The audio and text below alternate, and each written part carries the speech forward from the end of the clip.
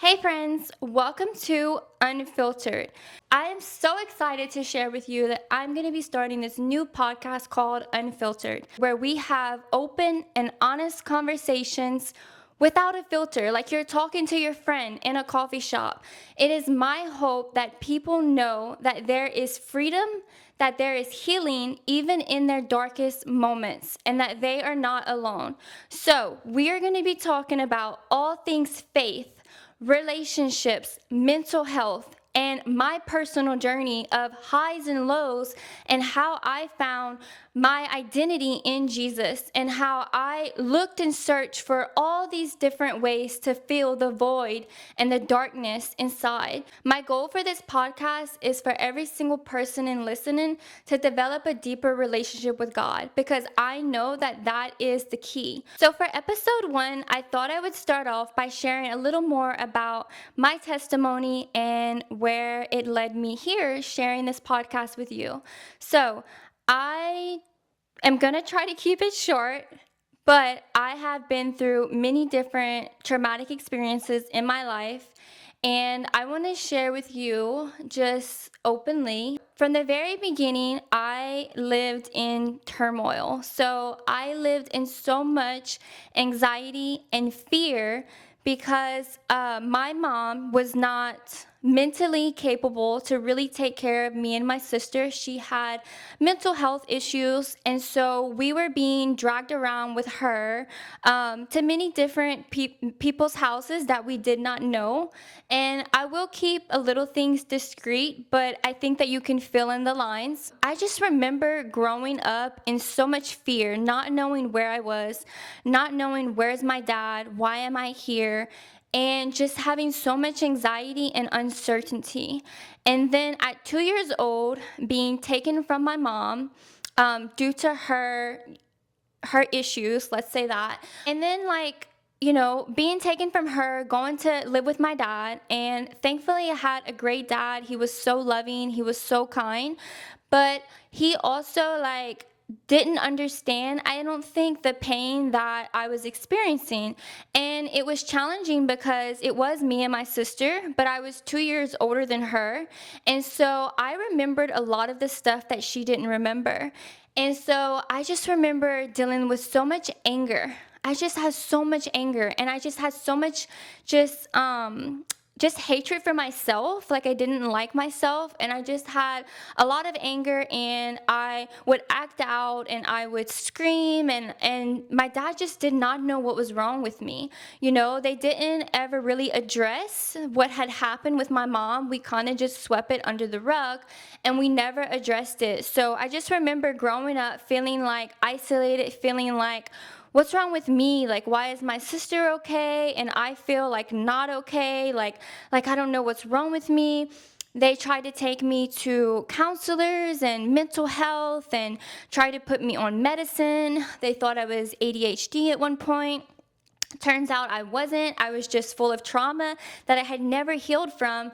So imagine, this little girl gets, very angry. She loses her mom. She's, going from house to house, not really know what's going on. It's very uncertain. It's a very a place of just anxiety and fear, right? So then I go on in my life, I try to forget about that. Again, I just shove it under the rug, and I'm just going about, in school, and I'm trying to relate to other kids, and then I'm having a hard time concentrating in school. I'm not doing really well. I fail second grade. I get held back. And so then I just remember just, again, feeling not good enough. And then I have peers just not accepting me, and just a lot of things that happens when we're kids, right? This happens to so many kids, and maybe it's not talked about enough. But I was just going through this period of my life where I just did not feel good enough, and I didn't feel worthy. I felt different. I felt different than everyone else. And now looking back, I can see it was because of trauma that I had never dealt with. So, I continue school, high school. I get into bad relationships that are full of just heartbreak and betrayal. And there's a lot of cheating and just, again, reinforcing those feelings that I'm not good enough. And so it was just kind of like this whole time of my life of just these lies and these beliefs where the enemy, he was working overtime to get me to believe these things about myself from a very young age. And so then I am 18 and I go out drinking for the first time, and then something traumatic happens, and then I am just like shaken. And I think I just come to this like pivotal moment where I'm like, I I just don't even have a reason to live. Like I just felt so hopeless. I felt like I just did not have a reason to be alive. And I was just being tormented by fear and like the what ifs and like the worst case scenarios. And the devil was lying to me, and he was telling me things like, you'll never have a family, no one will ever want you. And so a few months later, pass, and a friend invites me to church, and I end up going to church with her, and I was like, okay, I'll try it. I had grew up Catholic, and I knew about God, but I had never really had a relationship with God. And so I was like, you know what, I'll give it a try. So I go to church with her, and I just remember the first time I went to this church, I saw the people worshiping, and I was just like, man, they just look so free. Like, they don't care what people think about them. And that was the moment I was like, whatever they have, like, I need that. Like, I need this freedom to just not care what people think about me. Because I remember, I just struggled so much of not feeling good enough and trying to get people's approval. And I'm giving you the very short version. So, I end up going to church with her. I'm like, this is amazing. I'm going to keep coming here. These people seem very hopeful. So a few months later, I end up meeting this amazing guy, and I get married super young. So I get married at 18. I didn't even go to my graduation for school. I was actually on my honeymoon. So I go straight from my dad's house to live in, with a man. I'm married, my husband at the time. And basically, like, I never had time alone. So all my life, like I said, I kept running from this pain and never dealing with it, going from relationship to relationship. And so I get married young and just very naive and not really knowing anything about like how this trauma has affected me and like how to deal with it and how to like be in a relationship.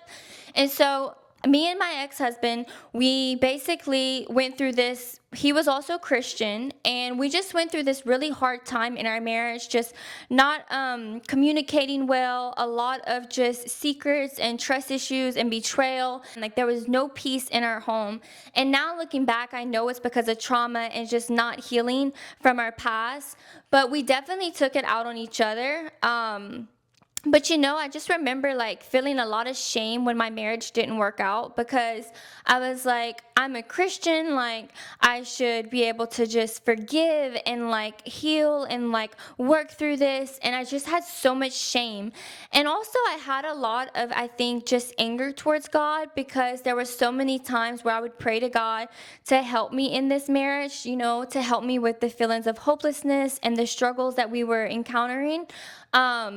And I just didn't feel like God was helping us. I didn't feel like anything was changing. And looking back now, I can see differently, and that's why I'm starting this podcast and sharing all of these things with you. But I want you to know all the things that I really struggled with, because it's going to help set the foundation for this podcast and what I'm sharing. And I just want you to know that like I get it. Like I really get it when you're in relationship and you just feel hopeless. You feel like you're praying to God and nothing's changing.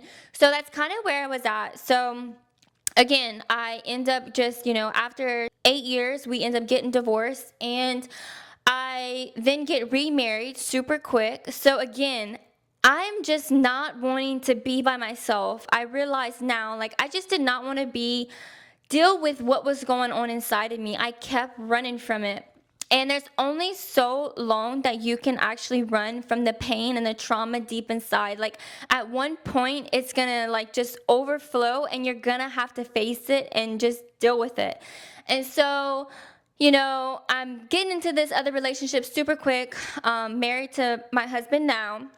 And at the beginning of a relationship, because I didn't deal with a lot of that past trauma, it was really hard because I had a lot of trust issues. I had a lot of just being skeptical and not being fully open to love and just kind of living in fear. Like I lived my whole life in just this fear of like, I can't trust anyone. Everyone's gonna betray you. Everyone's gonna hurt you. So I just had this like mindset that was programmed by trauma. And so I just came to this place where I was just feeling so depressed. And maybe you've been there. I just came to this place where I was like, God, like, I don't want to be here anymore. Like, I didn't try to like commit suicide or anything like that, but I just had these thoughts constantly in my mind. Like, what is the point of this life? Like, all I've ever known was trauma. All I've ever known was pain. And it just felt so dark. Like, it just felt like I was in this dungeon, this dark, dark dungeon all alone. And I felt like no one understood me. No one knew what was going on. And I didn't even know what was going on. I didn't even understand fully the depths of the pain that I was experiencing. And I just remember one night, again, I'm feeling this way. I'm feeling so dark, feeling so lonely, feeling so scared and afraid. And I just heard God tell me, and it was like almost like my whole perspective shifted. And I saw every single thing traumatic in my life from a different perspective. And I want to share this with you. So I just remember God saying, Danielle, you are not alone. I have been there for you through all of those painful moments, all of those moments of rejection and fear and isolation, and where you felt so lonely and so afraid. I was there.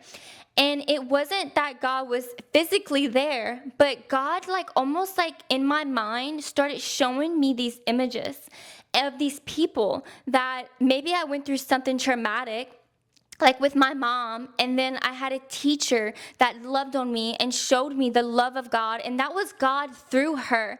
And then there was a moment where I was betrayed by a boyfriend, and I just remember a friend coming and telling me the truth of this secret that they wanted to keep from me. And it was like God was showing me that friend was trustworthy and came told you the truth. And it was like every single moment that I have felt so betrayed and so alone or so rejected and so hurt, God sent someone. He sent a person, He sent a stranger, He sent a teacher, something to remind me of His goodness and of His love for me. We cannot control people and their actions and the pain that maybe someone causes us from their choices, just life circumstances and things that happen that are really out of our control. But what we can control is our perspective and how we view things. So it was almost like the Holy Spirit just showed me. I had like a mental shift of like, instead of viewing my whole life, all the things I just shared with you, all these traumatic, painful experiences that I shared with you, instead of viewing my life as just this one big point of pain, this story of pain and trauma, God showed me that He was there through it all. And it wasn't until I stopped running from it. I stopped trying to get fulfilled through people, through social media, through modeling, materialism, through beauty, through all these things, that I realized and I stopped and faced like, these things don't fulfill me. They don't heal that hole in my heart. And it was only when I stopped to hear God saying, I'm here. I've been here all alone. And I am the only one that can truly fulfill you. These other things, yeah, they might fulfill you for a moment, but then you go looking for the next person, the next thing. And so that's a little bit of like where I'm at and like my journey, and like I know that I'm going to continue to learn more, and that's why I'm so excited that you have chosen to embark with me on this. And I just want it to be a place where it's so real, it's so raw, like we just share things openly on like what goes behind the scenes of modeling and beauty and all these different things that I chased, and these relationships where I post maybe these cute posts, but like what goes on behind that, right? Like, people need to know that they're not alone, that everyone has struggles, and it's all about our perspective and how we see things. Thank you so much for, allowing me to share my story with you. And I'm going to unpack all of that on this journey, on these episodes, on how to walk through forgiveness when you don't want to forgive someone, when someone's just hurt you. And the last thing you want to do is bless them and pray for them. But like, that's what the Bible tells us to do. And why does the Bible tell us to do that? So these conversations that I want to have with you guys, I just want to get real. I want to talk about how hard it is some days, how difficult it is, but also, what does the word of God say to us? Like, what is the truth that we can use to overcome the lies of the enemy and to overcome trauma and pain, lows of life? And so, thank you again. And I look forward to episode 2 with you guys.